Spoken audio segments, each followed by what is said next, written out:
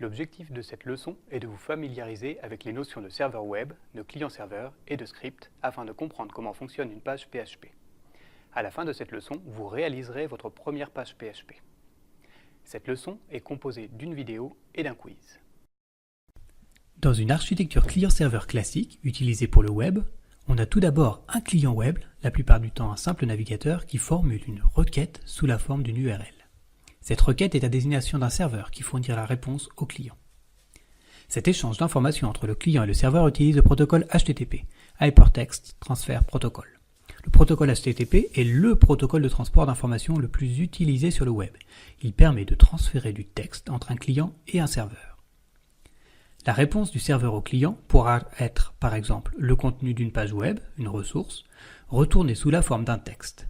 Elle sera alors affichée par le client, le navigateur. Que se passe-t-il à l'intérieur du serveur web?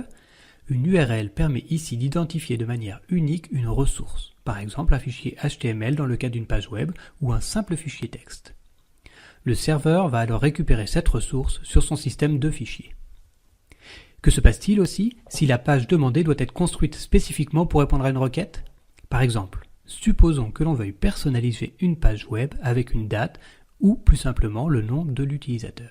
Il est alors impossible d'écrire ce nom en dur dans un fichier puisqu'il ne sera connu qu'à l'émission de la requête. Plutôt que d'utiliser une ressource statique, le serveur peut alors s'appuyer sur un langage de script afin de construire dynamiquement certaines parties de la ressource demandée ou même son intégralité. C'est tout l'objet des scripts PHP.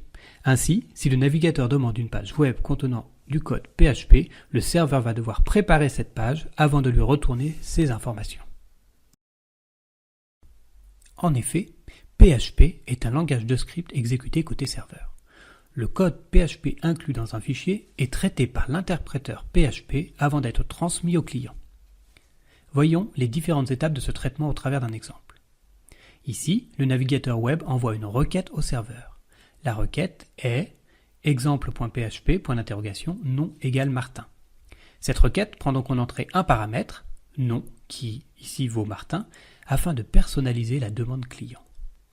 Le serveur localise la page demandée, exemple.php, mais comme elle contient du code PHP, il ne va pas la transmettre en l'état. Le code PHP est alors analysé et exécuté par l'interpréteur PHP, ce qui peut inclure de communiquer avec d'autres fichiers, une base de données, un serveur mail par exemple. Ici, on a simplement une balise PHP, en rouge, qui demande l'affichage de la variable $nom. Cette variable est remplacée par le contenu du paramètre de la requête, c'est-à-dire Martin. Lorsque le code inclus dans toutes les balises PHP est interprété, le serveur peut renvoyer le fichier au client. Le client reçoit donc un fichier dépourvu de tout code PHP et le navigateur n'a plus qu'à l'afficher. Sans aller pour l'instant jusqu'à l'utilisation de paramètres et de variables, comme c'était le cas dans l'exemple précédent, je vous propose pour l'instant de créer un fichier exemple1.php contenant une seule ligne de code PHP intégrée à un document HTML. Ce document HTML est classique, avec la déclaration de type, les balises HTML, head, title, meta et body.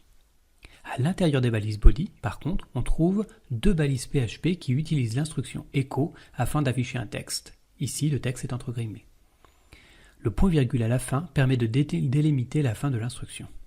On remarquera que le texte contient lui-même des balises HTML. Pensez à vérifier que votre serveur local est démarré pour que le code PHP de la page puisse être interprété.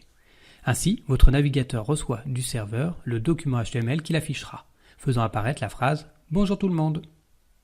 En affichant le code source depuis votre navigateur, vous constatez qu'il ne contient aucun code PHP, celui-ci ayant été interprété côté serveur et remplacé par son résultat. Le navigateur, lui, se charge d'interpréter les balises HTML. Cette semaine sera consacrée à la syntaxe du langage PHP autour des variables, types, opérateurs, instructions de branchement et boucles. La semaine prochaine, nous nous concentrerons sur les types de données avancées et sur leur manipulation, les tableaux et chaînes de caractères. Cela nous mènera jusqu'à la définition et l'utilisation de fonctions et procédures et enfin, pour finir, de classes en programmation orientée objet.